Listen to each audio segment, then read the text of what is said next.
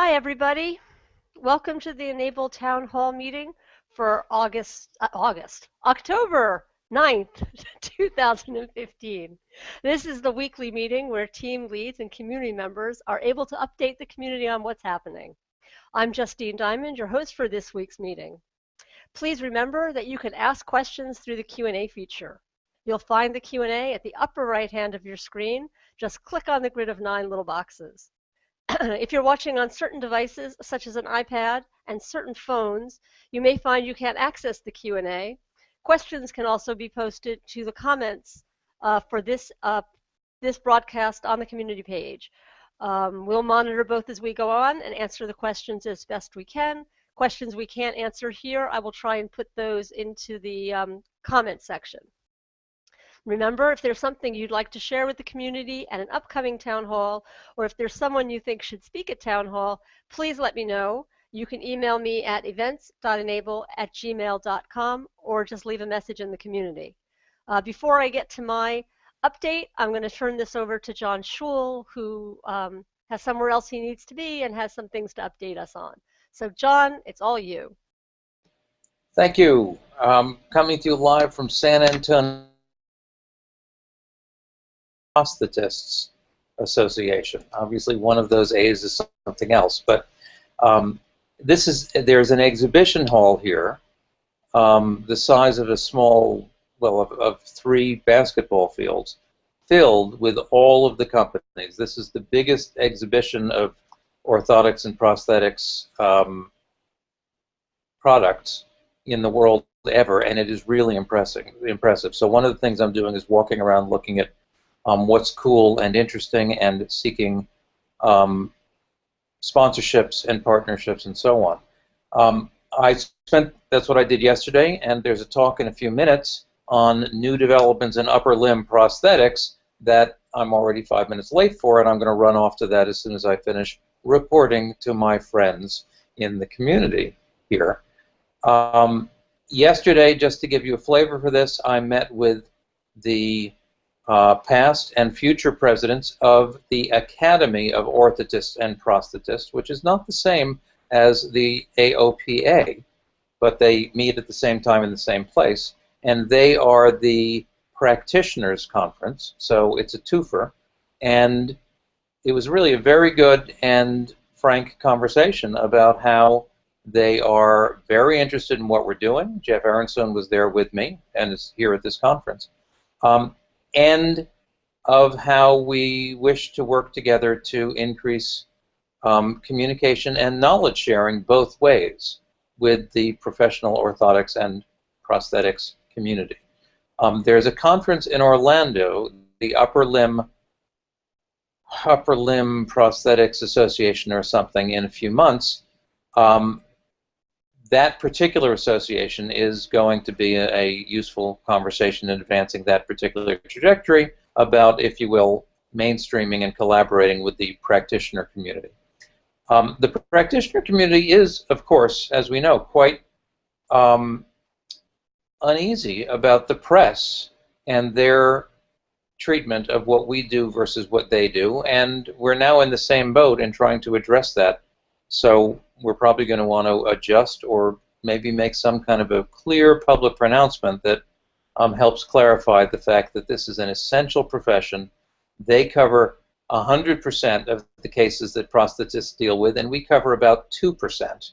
And they can help us deal with that 2% and perhaps move it up to 4 or 5.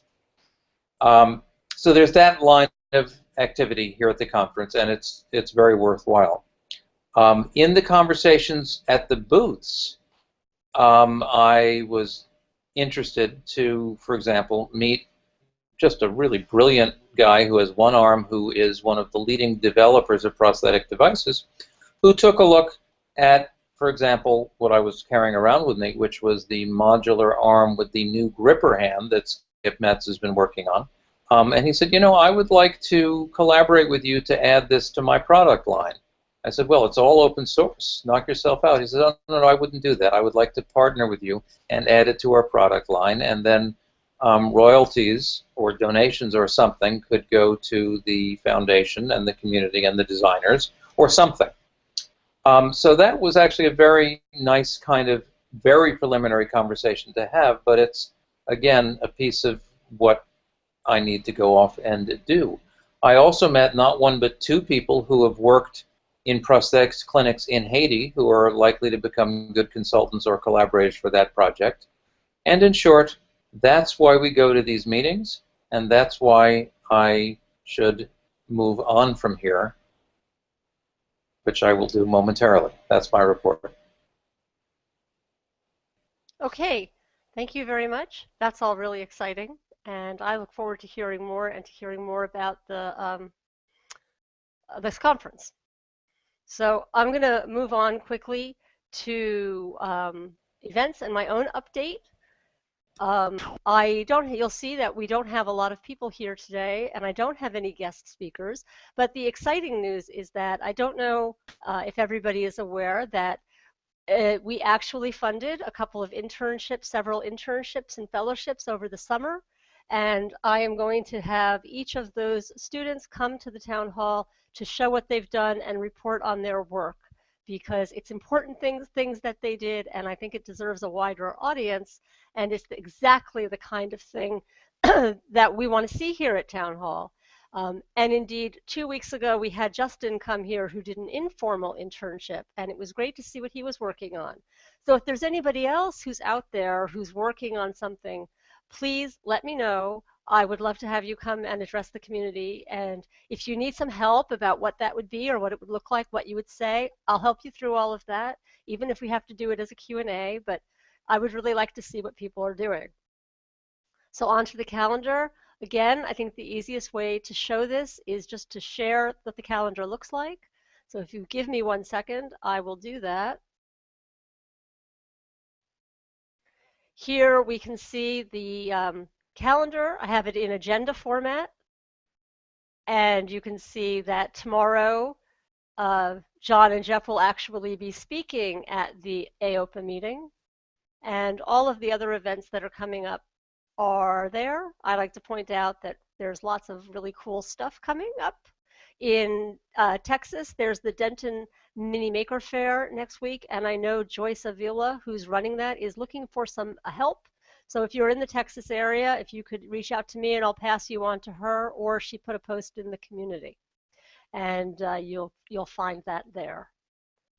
Any questions on any of the events, please let me know. If you've recently run an event and you want to come report on it in the community, please let me know and I will arrange that. And next, I'm going to hand this over to Marla, who has some updates about the website and some other things. Marla, you just need to... Yep, got it. Thank you. The website, so not that website, but the other website, which a lot of people may not even know exists. The foundation website is enablecommunityfoundation.org, and it's a really simple little website that is just a little WordPress thing. Concentric Health Experience is a healthcare ad agency, and I'm not sure what else they do. Anyway, they came to us and said that they would like to help us, and I asked if they could make a new website for us, and they said yes. So they have a small pro bono team that's working on a new website for the foundation, and I'm very excited about that.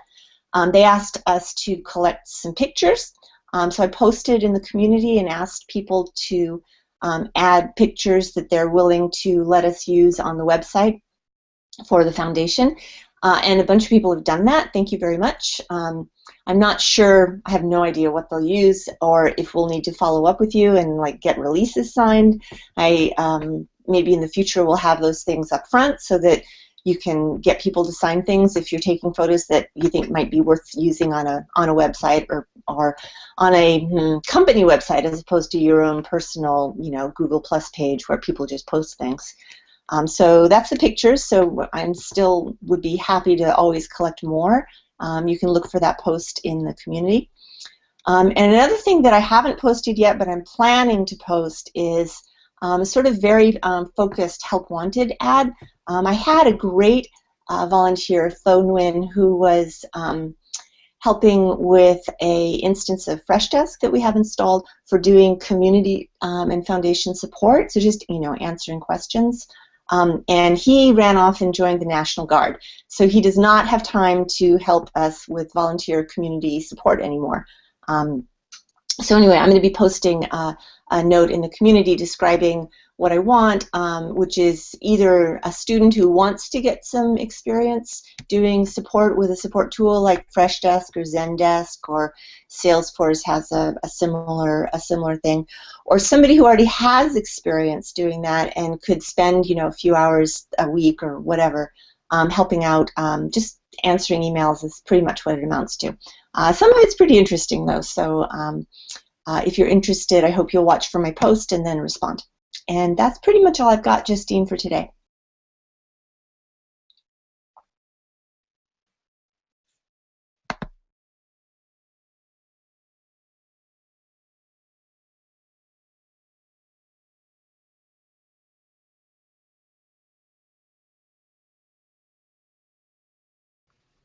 So I can move on with my update. This is Melina.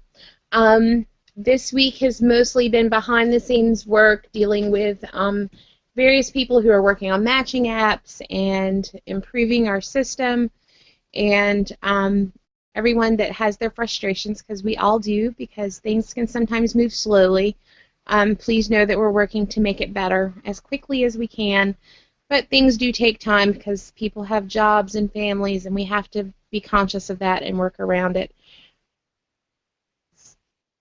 And we'll get there. I mean, if you knew what we had a year ago and how far we've come, it's an amazing thing that everyone has done.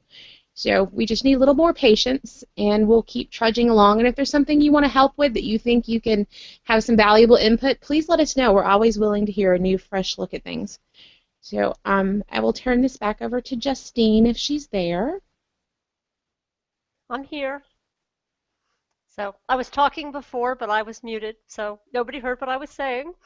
I had said that with Marla's request for photos, I will add information about how to do that to the pinned post at the top of the community to make it easy to find. And I'll see what I can do to move the post that she's already done a little up in priority, because things tend to disappear in the Google Plus community. And I would like to sort of reiterate what Melina said, that, you know, yes, everybody has been working very hard on things. Things do take time, and we appreciate patience. And where constructive criticism is always welcome, there have been some instances of more personal attacks, and we need to not do that. That's just not what we do as a community.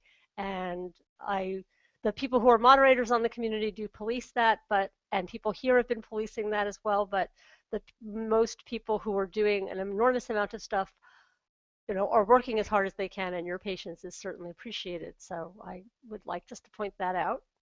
And Rich, are you ready for education update? I am. Thanks, Justine. So typically on these Fridays, I would give a little overview of some larger things that might be happening, and that could be anything from our launch of our Educators Initiative to articles that might be coming out, and those things continue to happen, and we have some really interesting things happening. I'm going to be leaving this conversation in about 7 minutes to have a conversation with the Buck Institute for Education regarding a webinar on project-based learning that we're going to be doing on October the 27th. So John Scholl will join me with that, and we will be presenting just how e-NABLE provides a perfect opportunity to engage students in deep and authentic project-based learning. So those things continue to happen, but I thought today I would give a little bit more of an overview of the types of things that we're seeing with our E3 STEAM, sort of on a daily or weekly basis. So I'm not sure if I have shared this in the past, but we're now to the point where in an average week I will see between 10 and 30 educators from around the world contact me either for information or for assistance in getting started with e-NABLE, or asking specific, more technical questions. So if I look at my inbox right now over the last 3 days, I see requests for information to help a person pitch e-NABLE to the University of Twente in the Netherlands. I see requests from high schools to have access to designs that could be modified and improved. I see a request from somebody who is going to do a presentation to a school district in Iowa about bringing e-NABLE into their STEM program. I see an email from our good friend Magda at Texas A&M. They've just recently produced 20 hands in one of their engineering classes and are looking to expand that work. I know that Justine is actually heading into a number of schools that she made contact with at the Maker Faire in New York. I see Farmingdale College, who has put their services out there to provide parts for makerspaces or schools that don't have access to 3D printers. There is a request from the PAC 190 of Boy Scouts in Fishers, Indiana, to begin an initiative there. And I just sort of give that laundry list of, and that's actually just a snapshot of some of the organizations that have contacted us over the past 7 days. We are seeing some great interest from people who see the value in e-NABLE and bringing e-NABLE into the classroom. And it actually is necessitating us to maybe have to refine our systems a little bit in terms of dealing with all the interests. So there certainly was a time a few months ago when the amount of interest was low enough that we could deal with each request personally. And but I certainly began to feel this week the need to have some sort of a more standard information pack or document or even video that will allow teachers who are interested in doing this work with their students to be able to get their head around e-NABLE and what we do. So Justine has been great in terms of working with me on that, and over the next couple of weeks I'm going to have that posted on the website. We're also seeing the need for greater communication between our E3 STEAM members. We have schools that can certainly lend a hand in terms of just helping other schools get on board and understand how to use these activities in their classroom. So that's also coming up, is a more formal opportunity to connect the different elementary schools, high schools, and colleges involved in e-NABLE's work. And we're also beginning to see the beginnings of different schools using this work not simply to just build hands, although that is noble work and certainly it fulfills the need for e-NABLE, but we're also starting to see different schools taking the work of e-NABLE in the classroom to start to empower students and have them see themselves as designers and take some of the models of e-NABLE to actually have students design some solutions to problems that they come up in their own class. And actually I thought I would just very briefly screen share an example of a project that we have going at the school that I'm a teacher at. It's called Brookwood School. And our foray into 3D printing started with the work with 3D prosthetic work, but it has blossomed into a number of different things. And I'll share this just to sort of ignite a little interest in how a project like e-NABLE can kind of cause other areas to sort of develop in a school. So what we've been doing at Brookwood, in addition to the e-NABLE projects, is we're looking for our students to have the opportunity to do the sort of thing that some of our designers at e-NABLE are doing and have the kids become designers. So what I'm showing here is our 3D design problem bank project that we have at our school. Essentially what we do is our community posts different design problems to this website that we've created, and we have our students then play the role of inventor and designer and innovator. And so I'm essentially scrolling down some of our student-generated solutions to problems that have been posted by our community. And this may seem like it's fairly separate from the work that is being done at e-NABLE, but I think what we're seeing with schools that start to use e-NABLE in their classroom, students instantly get the sense that maybe if people out in the community are designing and creating tools and objects to help others, well, maybe they can do that too. And that's been one really exciting piece of the e-NABLE education work that maybe wasn't really kind of well understood, but we're certainly starting to see that now. And if there's anybody out there who would like a little more information about different ways to use 3D printing in the classroom, we're starting to post on our repository, we're starting to post more examples of how to use 3D printing in classrooms to not only do incredible work with e-NABLE, but also to ignite innovation and invention and creativity in students. So Good stuff happening in the world of education, that's for sure.